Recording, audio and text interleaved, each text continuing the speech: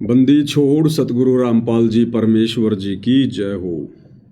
परम पिता परमात्मा सारी सृष्टि के रचनहार कुल मालिक असंख्य ब्रह्मांडों के स्वामी जगत गुरु तीनों लोकों में प्रवेश करके सबका धारण पोषण करने वाले राजाधिराज आत्माधार नाथों के नाथ देवों के देव महादेव सर्वेश्वर महेश्वर मृत्युंजय अजरो अमर आदि अनादि सनातनी प्रभु जगत पिता जगदीश्वर श्री श्री 1008 की उपाधि के वास्तविक अधिकारी अकाल मूरत सौद स्वरूपी राम वासुदेव सर्वगतम ब्रह्म परम पूज्य प्रथम पूज्य परम संत परम पुरुष परम धनी परम दयालु सत्य कबीर हक्का कबीर अल्लाहु कबीर अल्लाहु अकबर बाखबर अल्लाह ताला जगत के तारणहार जगत के मुक्तिदाता जगत के जगन्नाथ हारे के सहारे हिंदुओं के राम मुसलमानों के अल्लाह सिखों के वाहिगुरु ईसाइयों के मसीह दया के सागर दयानिधि करुणा के सागर करुणानिधि स्वयंभू परिभू संकट मोचन कष्ट हरण मंगल करण दुख भंजन अविगत कबीर निर्विकार निर्विषम परमात्मा अलय अलेख सतगुरु आदि अनादि सतगुरु असली मर्यादा पुरुषोत्तम असली राम असली कृष्ण असली घनश्याम असली मुरारी राजाओं के राजा महाराजाओं के महाराजा शहंशाहों के शहंशाह सम्राटों के सम्राट भगवानों के भगवान अल्लाहों के अल्लाह प्रभुओं के प्रभु मसीहाओं के मसीह सच्चे वाहिगुरु बाबाओं के बाबा पीरों के पीर सेठों के सेठ जगत सेठ सावड़सा सेठ सर्वगुण संपन्न अनंत कोटि कलाओं के स्वामी अनंत कोटि ब्रह्मांडों के नायक योगियों में महायोगी ध्यानियों में महाध्यानी सिद्धों में परम सिद्ध ज्ञानियों में तत्वज्ञानी ब्रह्म ज्ञानी महाज्ञानी परम ज्ञानी सर्वश्रेष्ठ ज्ञानी विज्ञानी युवा कबीर समर्थ कबीर असमवात अमित ओजा सच्चे रहनुमा करीम अल्लाह शुभान अल्लाह दुनिया के अंतिम पैगंबर 8 सितंबर 1951 से गांव धनाना जिला सोनीपत हरियाणा भारतवर्ष की पावन भूमि पे प्रकट रियल कल की भगवान श्री नारायण साकार हरि श्री बाबा साहेब नूर अनंत परमात्मा सच्चे दरवेश सच्चे बाखबर संत श्रोमणी सतगुरु रामपाल जी परमेश्वर जी के चरण कमल में साध संगति से जुड़े हुए देश विदेश से आप और हम सभी सत्सेवक भाई बहनों का अनंत कोटि दंडवत प्रणाम। सत्साई भाई और बहनों, बहुत बड़ी दया बहुत बड़ी मेहर पूज्य गुरुदेव भगवान की परमेश्वर रामपाल जी की, जिनके शुभ आशीर्वाद से विशेष आशीर्वाद से अपनी आत्मा के कल्याण हेतु गुरुदेव भगवान के अमर तत्व ज्ञान को आधार बनाकर हर प्रकार से संघर्ष करते हुए और निरंतर इस भक्ति मार्ग पर हम आगे की ओर बढ़ रहे हैं। तो भाई और बहनों, इस कलयुग की बिचली पीढ़ी में वर्तमान समय में ये विशेष वीआईपी रजा है और ये विशेष वीआईपी रजा परमपिता परमेश्वर कबीर साहिब सतगुरु रामपाल जी भगवान अपनी विशेष वीवीआईपी आत्माओं पर ही बख्शेंगे। सबके भाग में नहीं होती है सतगुरु की मेहर। परमात्मा कहते हैं सब कुछ गुरु के हाथ है और पाइए अपने भाग, यानी सतगुरु के पास में सब कुछ है। वो सृष्टि का उत्पत्ति करता है, सबका भरण पोषण करने वाला है, लेकिन उस संपूर्ण समर्थ सतगुरुदेव भगवान से आत्माएं जो भी कुछ प्राप्त करती हैं वो अपने संस्कारवश करती हैं, अपने भाग्यवश करती हैं। सकल पदार्थ है जगमाही और भाग बिना नर पावे नाही, कर्महीन नर पावे नाही। तो भाई और बहनों, जो आत्माएं सतगुरुदेव भगवान के द्वारा इतना ज्ञान देने के बावजूद भी और 2014 के बाद से साध संगतियों के माध्यम से भी परमात्मा इतने संदेशे दिलवा रहे हैं। आज देश विदेश में परमेश्वर रामपाल जी की संगत में, चाहे वो लाखों में हो चाहे वो करोड़ों में हो, कोई भी व्यक्ति ये नहीं कह सकता कि मेरे तक साध संगति के वीडियो नहीं पहुंचे होंगे। किसी न किसी माध्यम से परमेश्वर ने पिछले 8-10 वर्षों में अपनी हर एक आत्मा तक ये संदेशा ज़रूर पहुंचाया है कि भैया निर्णय कर ले, नीर खीर का निबेरा कर, तेरे ऊपर कोई बंदिश नहीं है, कोई पाबंदी नहीं है। आत्मा को परमात्मा ने सदा से स्वतंत्र रखा है। डराता हमें काल है, बंदिशों में, बंधनों में हमें काल बांधता है। सतगुरु नहीं बांधते, परमात्मा नहीं बांधते। अगर इस आत्मा को परमात्मा ने बंधनों में रखना होता तो हम कभी भी सतलोक से इस काल के लोक में नहीं आते। जब हमने सतलोक में काल के ऊपर आसक्ति व्यक्त की, स्व इच्छा से काल के साथ इस लोक में आने की इच्छा जाहिर की, तो परमेश्वर ने हमें रोका नहीं, हमें अपने पराधीन नहीं रखा, क्योंकि आत्मा स्वतंत्र है। और मालिक ने कहा कि भाई जो अपनी इच्छा से जाना चाहता है उसको मैं भेज सकता हूं, अन्यथा वो परमात्मा एक डांट मारता। अगर एक बार ये कह देता कि दोबारा ऐसी हिम्मत मत करना इसके साथ जाने की बात कहकर, तो कोई भी आत्मा हाथ नहीं खड़ा करती, दोबारा जिंदगी में कभी कोई मुंह भी नहीं करता इधर। लेकिन भाई और बहनों, परमात्मा ने जब सतलोक में आत्मा को स्वतंत्र रखा हुआ है, तो इस काल लोक में भला आत्मा को कैसे परतंत्र रखेंगे? स्वतंत्र ही रखेंगे।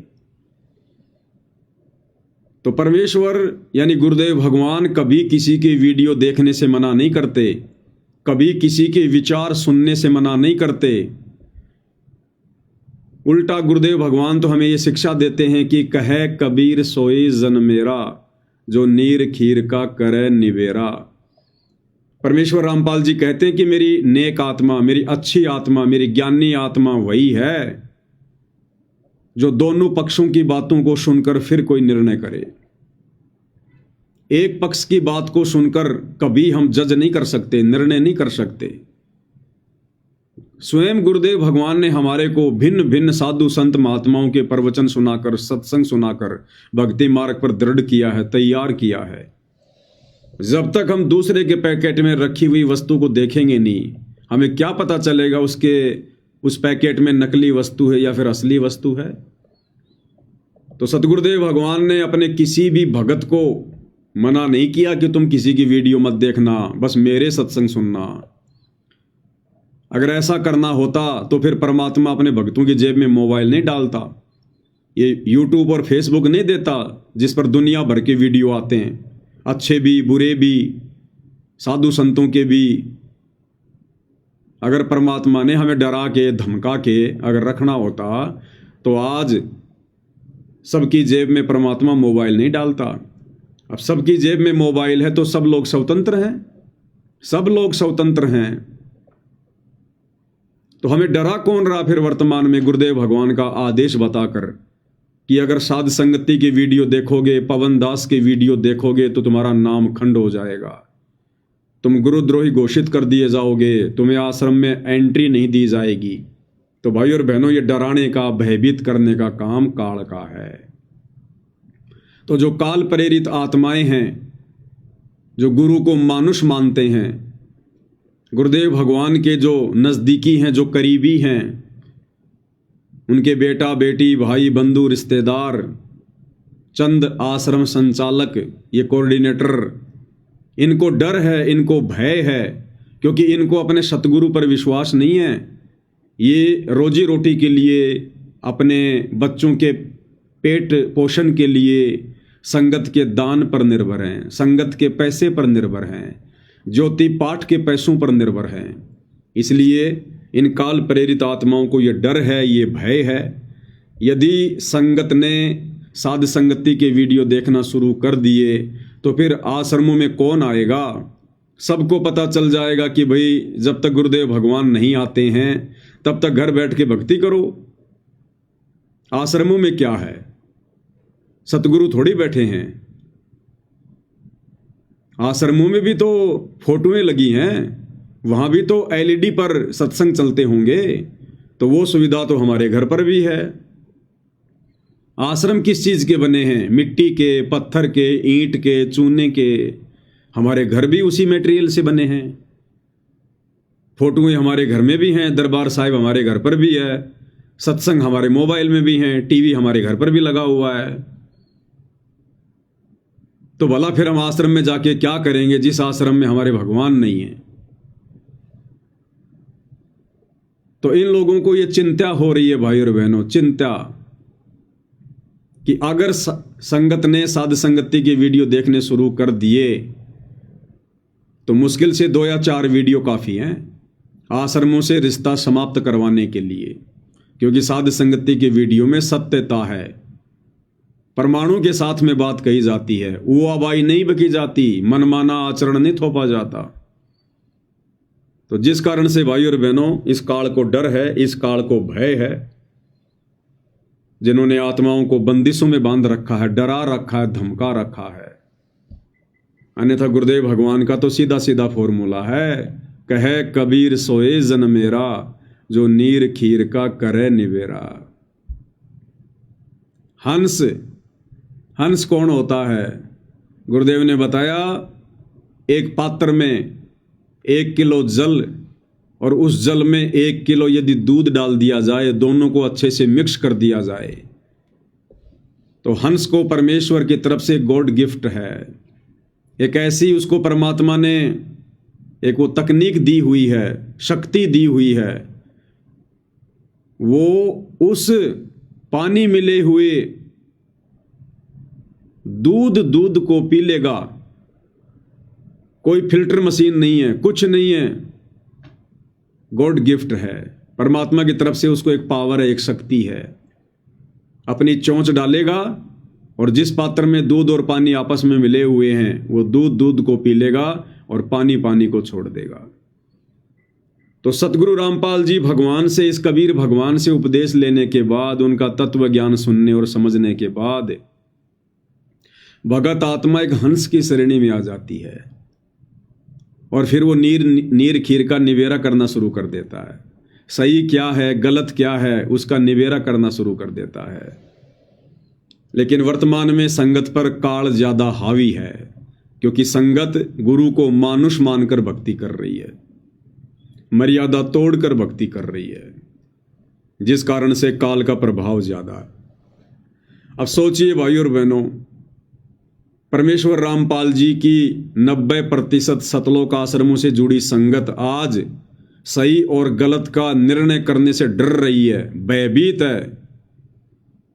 सोचिए भाई और बहनों, क्या ऐसी आत्माओं को लेकर परमात्मा सतयुग लेकर आएंगे? क्या ऐसी आत्माएं आने वाले समय में लोगों का जजमेंट करेंगी?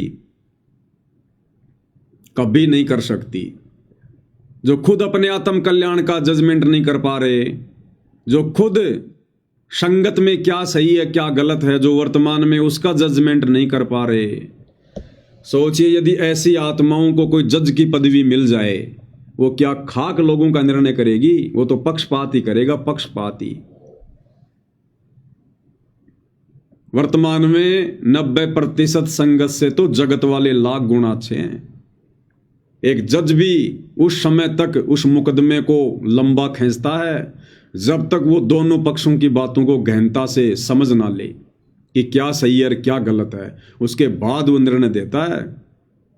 अन्यथा वकील तो अपने क्लाइंट को बचाने के पक्ष में देगा दलीलें, दोनों तरफ के वकील, नहीं साहब मेरा मुवक्किल सही है, नहीं साहब मेरा आदमी सही है।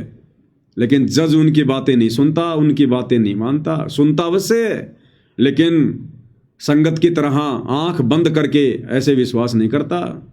सारे प्रमाण देखेगा, सारे सबूत देखेगा, उसके बाद वो जज करेगा कि कहीं मेरे से कोई गलती ना हो जाए। तो सोचिए यदि वर्तमान में सतगुरु रामपाल जी का कोई भगत अगर जज लग गया तो वो तो सत्यानाश कर देगा, लोगों का सत्यानाश। तो भाई और बहनों, आप और हम जो साध संगति से जुड़े हुए भाई बहन हैं, हमें परमात्मा वो विशेष आत्मा बनाना चाहते हैं, विशेष भगत बनाना चाहते हैं, जो आने वाले समय में इस परमेश्वर के साम्राज्य की बागडोर को संभालेंगे। जो स्वयं निर्णय नहीं कर सकता वो दूसरों का क्या खाक निर्णय करेगा। तो परमेश्वर हमें निष्पक्षी बनाना चाहते हैं। परमात्मा की अपनी वाणी है कि पक्षा पक्षी के कारणे, पक्षा पक्षी यानी पक्ष और विपक्ष, क्योंकि पूरी दुनिया तो पक्ष और विपक्ष के झमेले में उलझी हुई है। पक्षा पक्षी के कारणे सब जग रहा भुलान, और निष्पक्ष होके हरि भजय वो है संत सुजान। जो निष्पक्ष होकर भक्ति मार्ग पर चलेगा, ज्ञान को आधार बनाकर, परमात्मा कहते हैं वही असल में ज्ञानी आत्मा है। संत सुजान, संत यानी भगत, सुजान यानी ज्ञानी आत्मा, बुद्धिमान आत्मा। तो परमेश्वर हमें संत सुजान बनाना चाहते हैं। उसके लिए भाई और बहनों, हम सत्सेवकों ने हर प्रकार से बुद्धि विवेक का इस्तेमाल करके जो 16 श्रृंगार गुरुदेव भगवान ने बताए हैं भक्ति के, उनको अपने ऊपर धारण करके 5 विशेष आभूषण शील, संतोष, विवेक, दया, अक्षमा, इनका प्रयोग करके हमने भक्ति मार्ग पर आगे बढ़ना है। ये देखा देखी का मार्ग नहीं है, ये भेड़ चाल का मार्ग नहीं है। और वर्तमान में हमारी यही परीक्षा हो रही है भाई और बहनों। परमेश्वर ने अपनी लाखों की संगत में से अपनी चंद विशेष आत्माओं को छांट दिया है, साध संगति से जोड़ दिया है। अब हमारी आगे के लिए ट्रेनिंग चालू है, और ट्रेनिंग में हमने फेल नहीं होना है। बहुत ही धैर्य के साथ में, बुद्धि विवेक के साथ में, हमने जल्दबाजी में कोई निर्णय नहीं लेना किसी भी प्रकार का। आंख बंद करके किसी पर भी हमने विश्वास नहीं करना है वर्तमान समय में। जोश में अपना होश खोकर कोई बात नहीं बोलनी है बिल्कुल भी, क्योंकि ये हमारी फाइनल परीक्षा चल रही है। फाइनल परीक्षा, छठनी फाइनल। तो हम भगत भाई बहनों ने, विशेषकर साध संगति वालों ने, किसी को भी देखकर नहीं चलना है, किसी को भी। जिस प्रकार एक शुगर का मरीज, और यदि वो लास्ट स्टेज पर हो और डॉक्टर उसको कह दे कि भैया आज से पहले तूने जो खाया पिया सो खाया, अब यदि तूने जरा सा भी मीठा प्रयोग कर लिया, जरा सा भी, तो भाई मेरे पास में मत आना, उसी समय तू खत्म हो जाएगा, तेरी लास्ट स्टेज है ये। उसके बाद भाई और बहनों, वो शुगर का पेशेंट घर पर रहे, चाहे अपनी रिश्तेदारी में जाए, चाहे किसी फंक्शन में जाए, वो खाने पीने को लेकर कितनी सावधानी बरतेगा। उसके सामने यदि दाल भी परोस दी जाए, वो उस पर भी अंधा होके विश्वास नहीं करेगा। जरा सी उंगली डाल के और जीभ पर एक टपका रखेगा, मीठा तो नहीं है कहीं ये। इतना भयभीत होकर वो सब्जी का भी प्रयोग करेगा। और सोचो यदि उसके सामने मिठाई रखी हो, उसको तो तुरंत हटाएगा, तुरंत। तो आप और हमारी इस भक्ति मार्ग पर सत्सेवकों की वर्तमान में वो फाइनल स्टेज है। इस समय यदि हमने जरा भी बकवाद करी, जरा भी देखा देखी वाली भक्ति की, भेड़ चाल में चले, परमेश्वर की मर्यादा तोड़ी, तो आप और हमारी भाई और बहनों वही स्थिति होगी फिर। इसलिए हमने भीड़ को देखकर नहीं चलना है। हमारे खुद के गुरु भाई बहन, चाहे सत्सेवक हों, चाहे आश्रमों से जुड़े हुए हों, वो चाहे कितनी ड्रामेबाजी क्यों ना करें, उनके आश्रमों में चाहे कितनी भीड़ क्यों ना इकट्ठी होती हो, उन आश्रमों के वो वीडियो देखकर, उनकी मीठी मीठी लुभावनी बातें सुनकर, उनकी तरह तरह की मुहिम की वीडियो देखकर,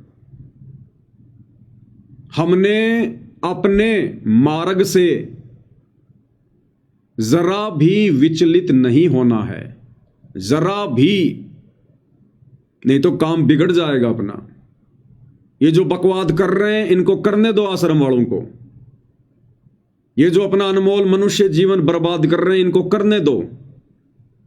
ये जो मर्यादाएं तोड़ रहे हैं, संगत की तुड़वा रहे हैं, तोड़ने दो, तुड़वाने दो। समझाना हमारा फर्ज है, लेकिन हमने उनकी बातों में नहीं आना है, बहकावे में नहीं आना है, अपने आप को कमजोर नहीं होने देना है। क्योंकि हमारा आत्म कल्याण उस विधि से होगा जो विधि हमें पूज्य गुरुदेव भगवान ने बता दी है, सत्संगों में जो बता दी है। क्योंकि सत्संग ही परम संत का संविधान होता है। ये सत्संग आज भी हमारे ऊपर लागू हैं और गुरुदेव के शतलोक जाने के बाद भी यही सत्संग चलेंगे, यही भक्ति विधान परमेश्वर का लागू रहेगा। इसलिए वरवाला कांड 2014 से लेकर वर्तमान समय तक, जब तक ये परीक्षा पूरी तरह से क्लियर नहीं हो जाती है, हमने थर्ड पर्सन की किसी भी बात को स्वीकार नहीं करना है जो बात गुरुदेव के ज्ञान के विरुद्ध हो। बिल्कुल गांठ बांध लेनी हमने। कोई हमें कितना ही डराए कि तुझे गुरुजी से नहीं मिलने दिया जाएगा, भाई मत मिलने दे, तू गले से बांध गाल गाल के मिल ले, हम तो उसमें खुश हो जाएंगे। तुझे गुरुद्रोही घोषित कर दिया जाएगा, भाई बहुत अच्छी बात है, तू गुरुमुखी बना रहे, हम तो गुरुद्रोही ठीक है। तुझे आश्रमों में एंट्री नहीं दी जाएगी, भाई हमारा तो घर ही आश्रम है, तुझे मुबारक तेरे आश्रम। तू शतलोक नहीं जा पाएगा, अरे हम तो यही ठीक है हमारे गुरुदेव के चरणों में, जब उनकी मौज होगी अपने आप ले जाएंगे। तुम गुरुदेव के सिर पर बैठे रहो भाई, अपना ध्यान रखो, तुम अपनी चिंता करो।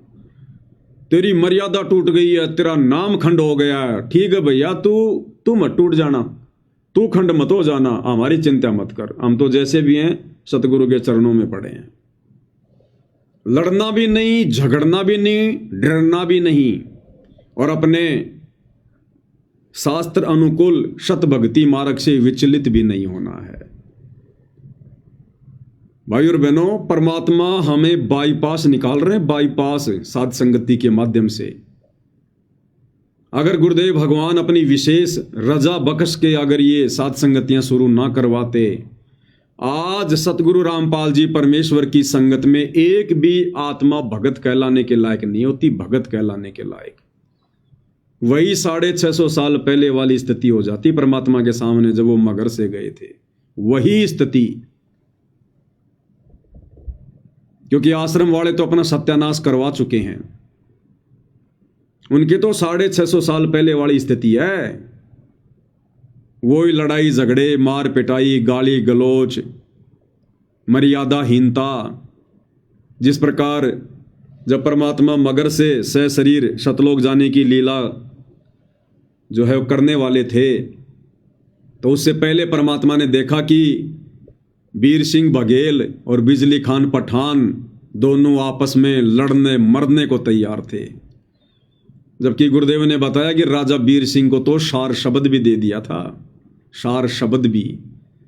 और शार शब्द प्राप्त आत्मा के हाथ में तलवार कैसे आ जाएगी? उस राजपथ को ठोकर मार देगा वो 2 मिनट में।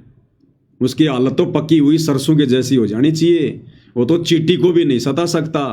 और वो खड़े थे वहां पर सीना तान के कि एक बार कबीर जी मर जाएं, उसके बाद बताएंगे इनको हम क्या हैं।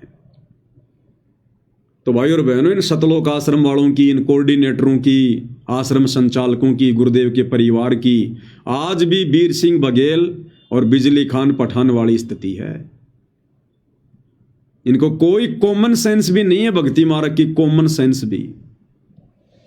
तो यदि परमात्मा साथ संगतियां शुरू ना करवाते तो आज परमेश्वर रामपाल जी की संगत में कोई भक्ति बीज नहीं होता, भगत बीज। तो परमेश्वर ने अपनी 30 साल की मेहनत से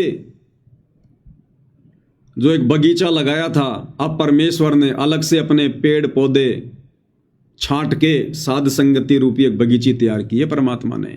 बाकी तो संगत में कुसंगत उपज चुकी है, बाकी बगीची को तो कीड़ा लग चुका है, गड़ चुकी है, वो दीमक लग चुकी है उनको।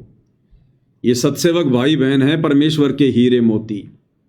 तो भाई और बहनों, हमने अपने आप को टूटने नहीं देना, डगमग नहीं होने देना। समय समय पर परमात्मा दास के माध्यम से आप भाई बहनों को जागृत करवाते रहेंगे। गलतियां करने की कोई गुंजाइश नहीं होनी चाहिए। हमारे सामने चाहे कोई ज्ञान आधार से आ जाओ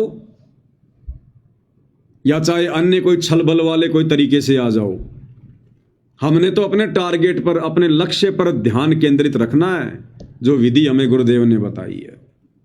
फिर वो छल बल भी हमारा कुछ नहीं कर सकता और उनकी बकवादे भी हमारा कुछ नहीं कर पाएंगी फिर। तो भाई और बहनों, आज की वीडियो में हमें एक बहुत ही अच्छी शिक्षा मिलेगी परमेश्वर के आशीर्वाद से। कि यदि हमने मोक्ष प्राप्त करना है तो किस प्रकार से ज्ञान को आधार बनाकर अपने आप को संयमित रखकर, मर्यादित रखकर।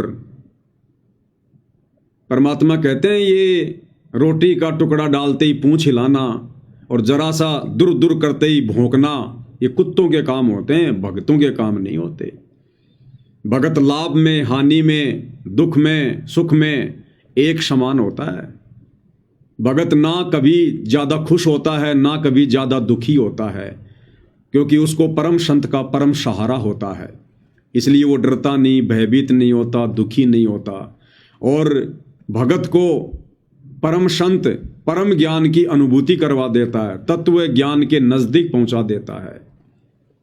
इसलिए उस ज्ञान को आधार बनाकर भगत के अंदर धैर्य आता है, उसको अपनी मंजिल का पता होता है, इस संसार की नश्वरता का पता होता है, यहाँ के झूठे भौतिक सुखों की वास्तविकता का पता होता है।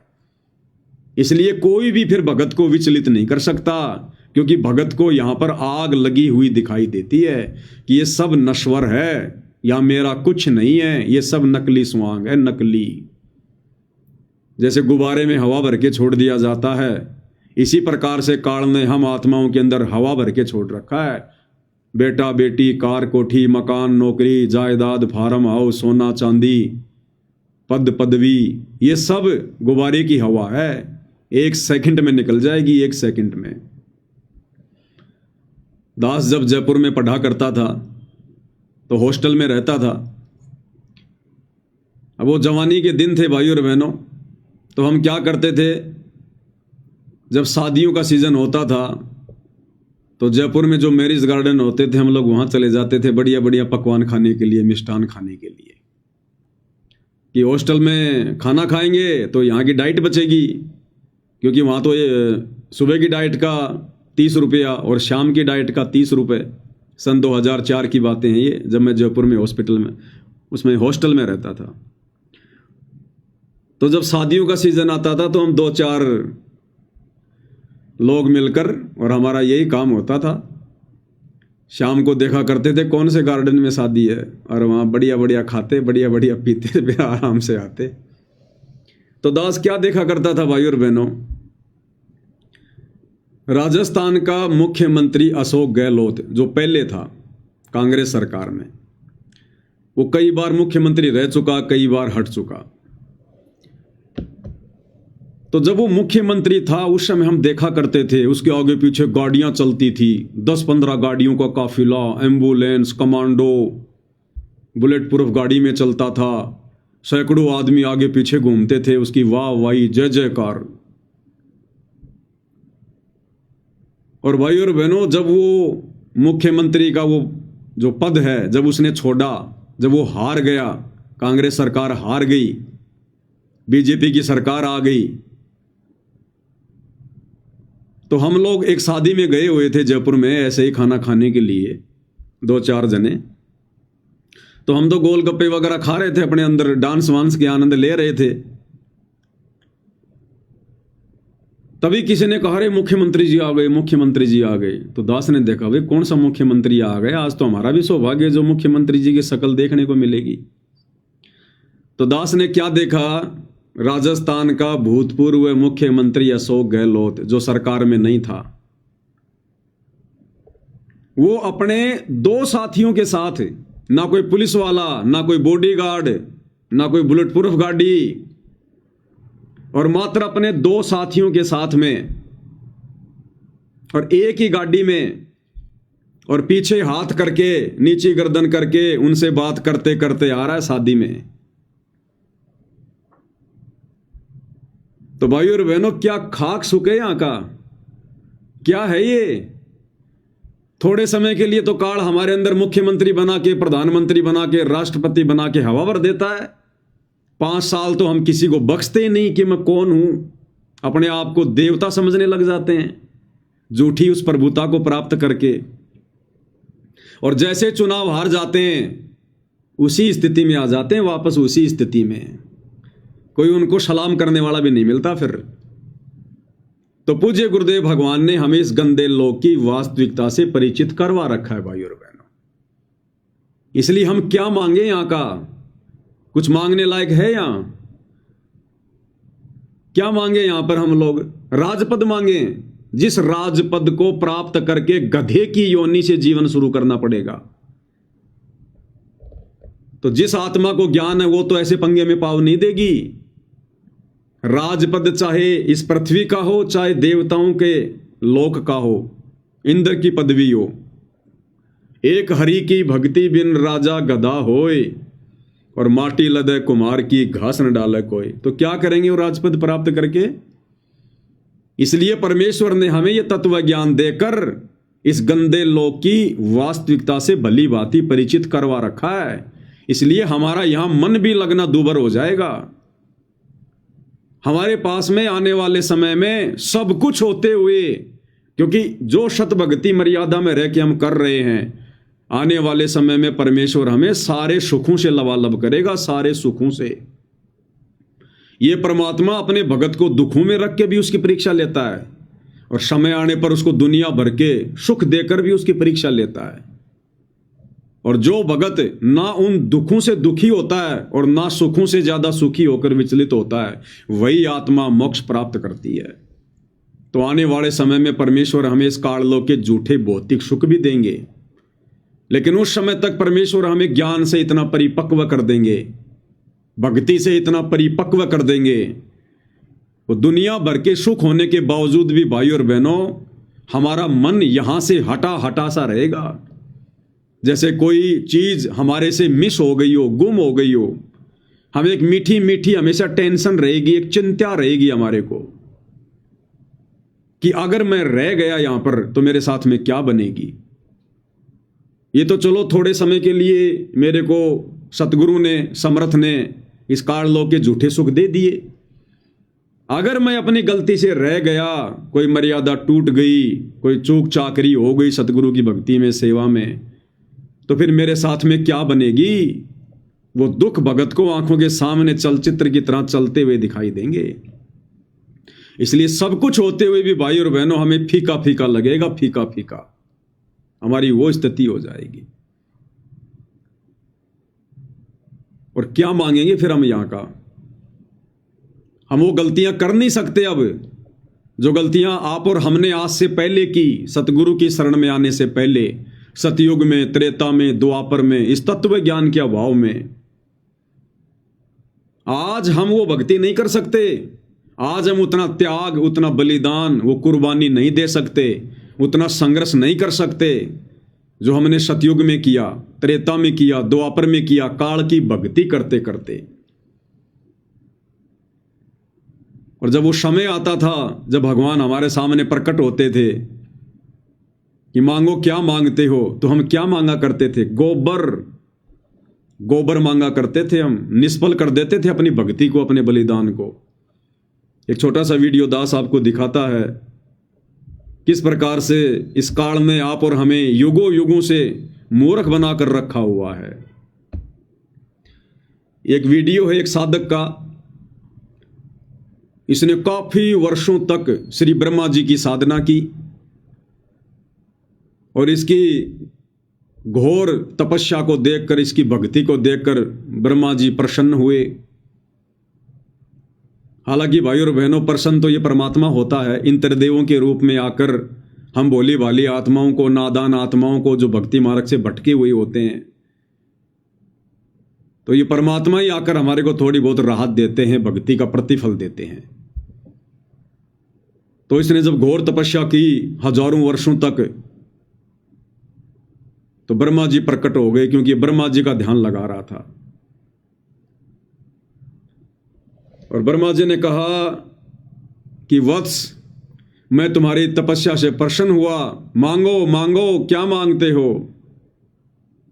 तो इस नादान प्राणी ने, क्योंकि ऐसी गलती आप और हम भी भाई और बहनों लाखों बार, असंख्यों बार कर चुके हैं, तो इस नादान प्राणी ने क्या कहा पता है ब्रह्मा जी को? हे पितामह, आपने मुझे 2 बार कहा है मांगो मांगो, मैं 2 वरदान मांगूंगा, 2 वरदान। ब्रह्मा जी ने कहा कि मांग भाई, तो 2 मांग ले। बोले पहला वरदान तो मुझे ये दो, पृथ्वी, पाताल और स्वर्ग तीनों लोकों में मेरी विजय हो। ये गधा बनने वाला वरदान मांगा इसने, गधा बनने वाला, क्योंकि तीनों लोकों पर विजय प्राप्त करके। अब विजय कैसे प्राप्त करेगा? देवताओं के साथ में युद्ध करेगा, लड़ाई झगड़ा करेगा, कितने लोग मरवाएगा, वो देवता दुखी होंगे, फिर जाकर ये इंद्र की उस पदवी को छीनेगा, फिर ये अपने कर्म फोड़ेगा, वहां पर सारे उल्टे काम करेगा, और मरने के बाद में सीधा फिर ये गधा बनेगा। क्योंकि गुरुदेव ने बता दिया हमारे को कि एक हरि की भक्ति बिन राजा गधा होए, और माटी लदे कुम्हार की घास न डाल कोई। तो बोला आपने 2 बार कहा है कि मांगो मांगो, मैं 2 वरदान मांगूंगा। बोला मांग, पहला तो ये तीनों लोकों में मेरी विजय हो, तथास्तु। अब जब तीनों लोकों की विजय का वरदान मांगा, तो भाई और बहनों साइड में वो इंद्र, नारद मुनि और भी छोटे मोटे देवता खड़े थे, देख रहे थे कि ब्रह्मा जी इसको क्या वरदान देगा। तो जब तीनों लोगों पर विजय का वरदान मांगा तो इंद्र के तो पसीने छूट गए, नारद जी भी घबरा गया कि लो भाई फिर लड़ाई झगड़ा होगा। इंद्र को टेंशन हो गई, तेरी पदवी गई। जिस राजपद को ये प्राप्त करना चाह रहा है, ऑलरेडी उस राजपद पर जो देवताओं का राजा बैठा है वो भी सुखी नहीं है, उसके भी पसीने छूट गए कि अब ये लड़ाई झगड़ा करेगा। इसने ब्रह्मा जी से वरदान मांग लिया। तो परमात्मा कहते हैं भाई तन धर सुखिया कोई न देखा, जो देखा सो दुखिया हो, उदय अस्त की बात करे मन सबका किया विवेका हो। तो बताओ भाई और बहन, इस गंदे लोक में क्या मांगेंगे हम? बोला दूसरा वरदान, मैं अमर हो जाऊं। तो ब्रह्मा जी कह रहे हैं भैया ये वरदान नहीं मिलेगा, यहां तो हम देवता भी अमर नहीं है, हम देवता भी अमर नहीं है। देखिएगा भाई और बहनों, अब हमें ये बच्चों के खिलौने लगेंगे, ये राजपद, देवपद, प्रधानमंत्री का पद, राष्ट्रपति का पद, बच्चों वाले खिलौने। परमेश्वर ने हमारी बुद्धि तत्व ज्ञान से इतनी विकसित कर दी है। क्या कह रहा है ब्रह्मदेव? आपने 2 बार मांगो मांगो, इसलिए मैं 2 वरदान पाने। बिल्कुल 2 मिलेंगे ब्रह्मदेव, आपने 2 बार मांगो मांगो कहा है, इसलिए मैं 2 वरदान पाने का अधिकारी हो गया। जैसी तुम्हारी इच्छा। पहला वरदान, पृथ्वी, पाताल और स्वर्ग तीनों लोक पर मेरी विजय। तथास्तु। देवता को भरा के। दूसरा वरदान, मैं अमर रहूं, मेरी कभी मृत्यु ना हो। जन्म और मरण मृत्यु लोक के नियम है, अपने अटल विधान को हम अपने ही हाथों नहीं तोड़ सकते, फिर भी हम तुम्हें इतना अधिकार देते हैं कि तुम मन चाही मौत मांग लो। मन चाही मौत?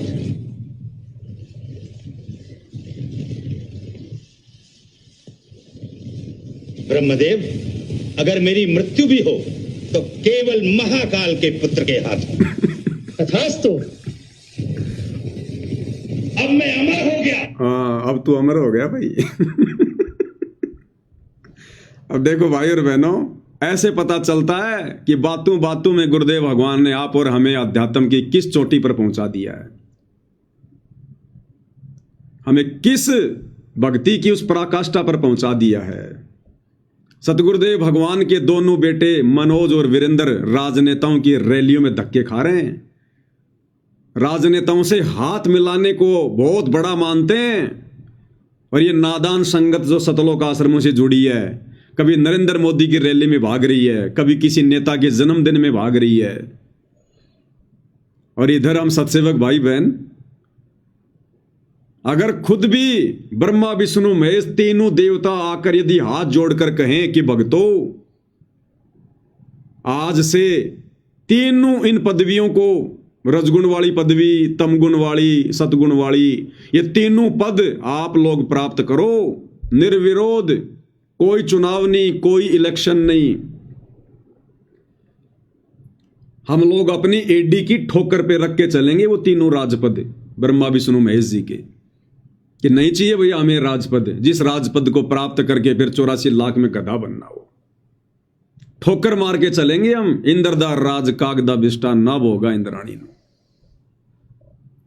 तो भाई और बहनों, बातों बातों में गुरुदेव भगवान ने हमें कहां पहुंचा दिया है। इसलिए आने वाले समय में दुनिया भर के सुख होते हुए भी आप और हमारी तनिक भी इच्छा, तनिक भी आस्था इन काल के झूठे भौतिक सुखों में नहीं रहेगी। और जब तक हम इस भक्ति मार्ग पर इतने तैयार नहीं होंगे, हमारी इच्छाएं जब तक ये भस्म नहीं होंगी, तब तक हम क्या खाक सतलोक जाएंगे। तो परमेश्वर ने हमें साध संगति से जोड़कर, क्योंकि हमारे अंदर ये क्षमता, ये विचार जो गुरुदेव ने अपने सत्संगों में बता रखे हैं, हमने कब से अपने जीवन में धारण किए, साध संगति से जुड़ने के बाद। तो गुरुदेव भगवान की आप और हमारे ऊपर असीम रजा है, छप्पड़ फाड़ रजा। और दूसरा भाई और बहनों, इस गंदे लोक में यहां का राजा भिखारी, यहां का मंत्री भिखारी, क्योंकि 21 ब्रह्मांड का स्वामी ये काल भिखारी। जब परमात्मा ने सृष्टि रचना में हमारे को इतना बता दिया कि इसने तपस्या करके भीख में प्राप्त किए, भीख में 21 ब्रह्मांड है, तो 21 ब्रह्मांड में अगर पृथ्वी के छोटे से टुकड़े का अगर कोई राजा बन जाए तो वो भी तो भीख में है।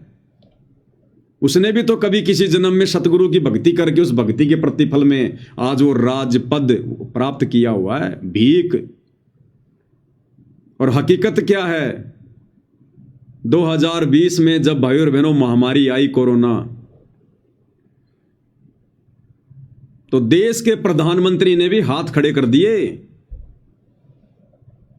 कि हमारा भी इतना बजट नहीं है, जबकि वो तो एक छोटा सा वायरस था, एक ट्रेलर।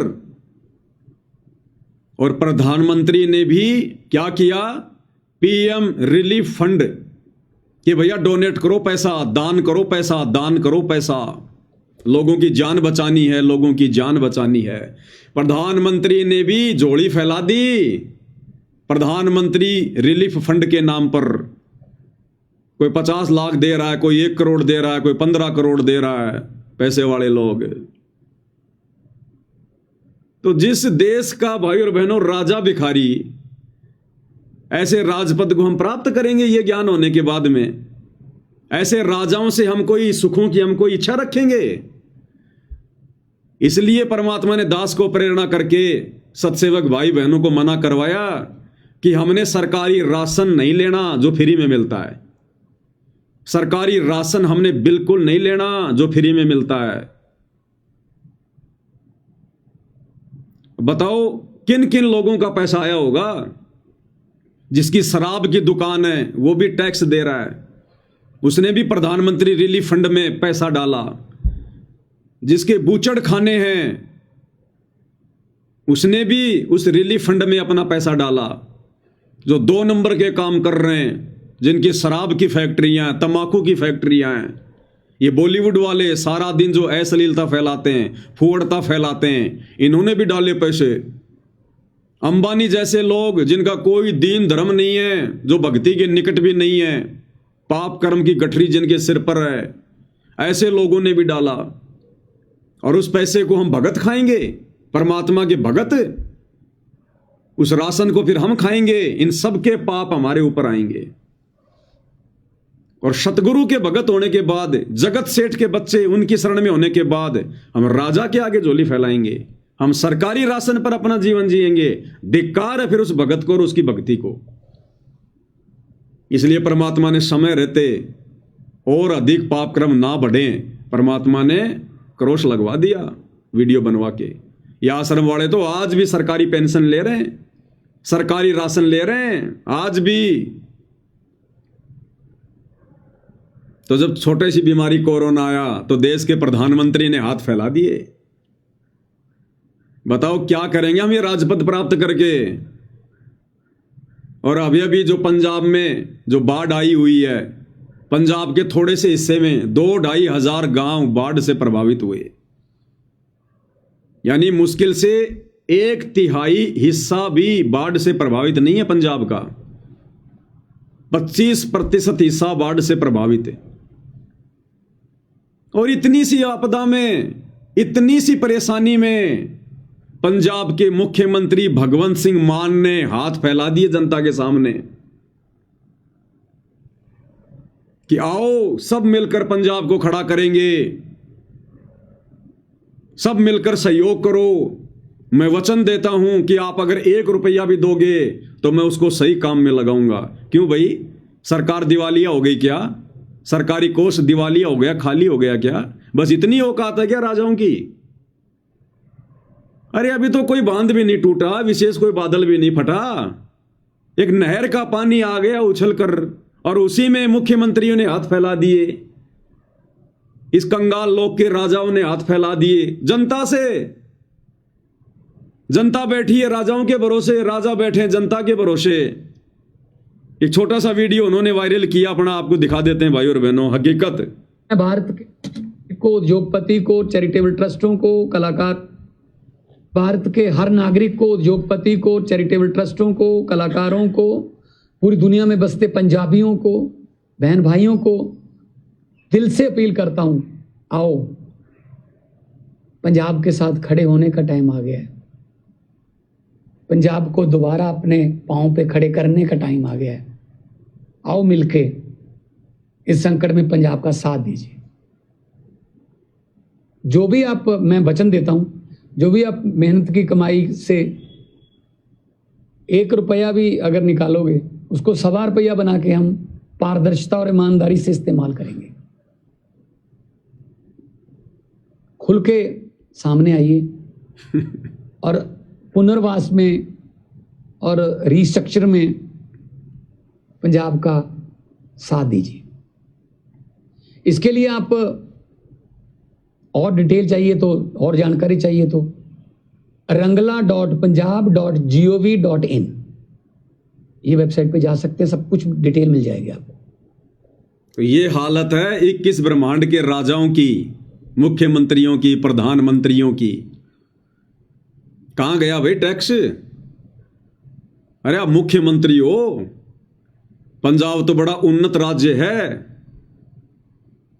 बस खाली राजा हाथ फैला रहा है जनता के सामने और जनता फैला रही है राजा के सामने। भाई और बहनों, गुरुदेव भगवान ने इसीलिए हमारे को वो किसान वाली और राजा वाली कहानी सुनाई, किसान की और राजा की। जब वो राजा जंगल में शिकार खेलने गया, बड़ी भूख प्यास लगी, खाने को कुछ मिला नहीं, मरने को हो गया। उसने देखा एक किसान खेत में काम कर रहा है, वहां गया तो किसान ने उसकी हालत देखकर उसको पानी पिलाया, अपना उसको खाना खिलाया। राजा ने खाना खाने के बाद में किसान से कहा कि मैं इस नगरी का राजा हूं, तेरे को कभी भी कोई आवश्यकता हो तो तू आ जाना। उसको एक पर्ची बना के दे दी कि तू डायरेक्ट तू मेरे बेडरूम में भी आ सकता, तेरे को कोई नहीं रोकेगा जब तू ये पर्ची दिखा देगा। कुछ दिनों बाद में उसी नगरी में अकाल पड़ गया। किसान की भी खास कोई जो है वो फसल नहीं हुई। वो उससे मदद मांगने की दृष्टि से लेके पर्ची उसके राजमहल में चला गया, पर्ची दिखाता गया, सीधा राजा तक पहुंच गया। उसने देखा कि राजा तो नमाज अदा कर रहा है, क्योंकि वो मुसलमान था, यूं हाथ करके अल्लाह से कुछ मांग रहा था। तो जब वो कार्यक्रम समाप्त हो गया तो राजा ने उसको पहचान लिया कि आओ मित्र, आओ आओ आओ। तो उस किसान ने कहा कि वो तो ठीक है, पहले ये बताओ आप ये क्या क्रिया कर रहे थे? बोला मित्र, नगरी में अकाल पड़ गया, जनता त्राहिमाम कर रही है, परेशानी में है। मैं अपने राज्य में सुख संपदा के लिए भगवान से कुछ मांग रहा था, अल्लाह से कुछ मांग रहा था। तो किसान को झटका लगा और उसने कहा कि ओ हो, मैं तो भिखारी के पास आ गया। अरे मैं तो भिखारी के पास आ गया ये सोचकर कि राजा मुझे कुछ देगा, मेरी कुछ मदद करेगा, और तू तो मेरे से बड़ा भिखारी। और जिससे तू मांग रहा है उससे फिर क्यों ना मैं ही मांग लूं डायरेक्ट। अरे जिस भगवान से तू मांग रहा है उससे मैं भी तो मांग सकता हूं, फिर तेरे से क्यों मांगना? भिखारी बनूं तो भगवान का बनूं, इंसान का क्यों बनूं? तो भाई और बहनों, बताओ इन राजाओं से हम क्या लेंगे? क्या दे सकते हैं हमारे को, जब जरा सी आपत्ति आते ही इन्होंने खुद जनता के आगे हाथ फैला दिए। तो सोचिए भाई और बहनों, अभी तो महाविनाश की अच्छे से शुरुआत भी नहीं है, शुरुआत भी। 2028 युग परिवर्तन का समय है। पूरे विश्व को नानी याद आएगी, छठी का दूध, जो कहावतें हम सुना करते थे, दुनिया हकीकत में बदलते हुए देखेगी। अब उस समय क्या होगा? फिर किससे मांगोगे? जब महाविनाश की शुरुआत में ही देश के राजाओं ने हाथ खड़े कर दिए, खुद जनता से मांग रहे हैं। तो सोचिए जब वो आने वाला समय आएगा, प्राकृतिक आपदाओं का दौर, कहीं अकाल पड़ेंगे, कहीं भूकंप आएगा, कहीं बाढ़ आएंगी, कहीं महामारियां होंगी, कहीं युद्ध, कहीं गृह युद्ध, कहीं इमरजेंसी, कहीं तख्ता पलट होंगे। अरे उस समय क्या करोगे? तो भाई और बहनों, गुरुदेव भगवान ने यह तत्व ज्ञान देकर हमारे को इसी हकीकत से परिचित करवाना चाहा है कि पुण्यात्माओं, इस गंदे लोक के विषय में जान लो, पहचान लो, आंखें खोल लो। लेकिन फिर भी आंखें नहीं खुल रही। इसलिए भाई और बहनों, अभी तक तो गुरुदेव ने केवल हमारे को थ्योरी समझाई है कि ये कितना गंदा लोक है, भिखारियों का लोक है। आने वाले समय में प्रैक्टिकल होगा, प्रैक्टिकल, तब भक्तों की आंखें खुलेंगी कि वास्तव में इस गंदे लोक से तो निकल लो। गोल्डन चांस अगर रह गए तो फिर हमारी युगों युगों दुर्गति होगी, यहां युगों युगों। ये तो इंसानों की हालत है, जबकि 84 में क्या है देख लो। फिर जब हम सूअर बनेंगे, गोबर खाएंगे, लैट्रीन खाएंगे, दुनिया के भिखारी बने रहेंगे, एक टूक के लिए यूं देखेंगे टकटकी लगा के। और कुत्ते का पेट तो इंसान से जब तक डबल रोटी नहीं खा लेता तब तक भी नहीं भरता, और इंसान उसको एक टुकड़ा डालेगा, इतना सा एक टुकड़ा, और वो भी नीचे। और गुरुदेव कहते हैं उस एक टुकड़े के साथ में वो 10 ग्राम साथ में वो मिट्टी भी खाएगा। और कोई 50 घर जाएगा फिरेगा रोटी के टुकड़े के लिए, कहीं जूत मिलेंगे, कहीं एक आधा टूक मिलेगा, पेट तो भरेगा नहीं। फिर लास्ट में खेतों में जाके गोबर खाएगा, टट्टी खाएगा फिर। और सुअर तो पूरी जिंदगी गटर में नाक रगड़ता रहता है। तो फिर ये दुर्गति होगी हमारी, फिर युगों युगों, एक बार नहीं, 2 बार नहीं, युगों युगों। तो परमेश्वर हमें इतना दृढ़ कर देंगे साथ संगति से जोड़कर, इतनी ज्ञान आधारी आत्मा बना देंगे। उसके बाद भाई और बहनों, परमात्मा हमें सुख देंगे, जिन सुखों को हमने वर्तमान में देखा भी नहीं होगा, वो सुख देगा भगवान हमें, गुरुदेव। लेकिन उससे पहले परमात्मा हमें ज्ञान से इतना परिपूर्ण करेगा कि वो माया हमें किसी भी प्रकार से चोटिल ना कर सके, हमें किसी भी प्रकार से हानि ना पहुंचा सके। तब तक गुरुदेव भगवान हमारे को इस माया के गुण अवगुणों से, लाभ और हानि से परिचित करवा देंगे कि कहां ये तेरे को लाभ देगी, कहां ये तेरे को ठगेगी। तो थोड़ा सा धैर्य रखना चाहिए हम भक्तों ने, जल्दबाजी नहीं करनी चाहिए कि मुझे कोई लाभ नहीं हो रहा, मुझे कोई फायदा नहीं हो रहा। और आने वाले समय जब लाभ ही लाभ होंगे, फायदे होंगे, फिर हम पछताएंगे अपने उन शब्दों के लिए, अपनी उस सोच के लिए जो वर्तमान में हम कह रहे हैं कि मुझे कोई फायदा नहीं हो रहा, मुझे कोई लाभ नहीं हो रहा, क्योंकि हम परमात्मा की प्रोसीजर से वाकिफ नहीं है।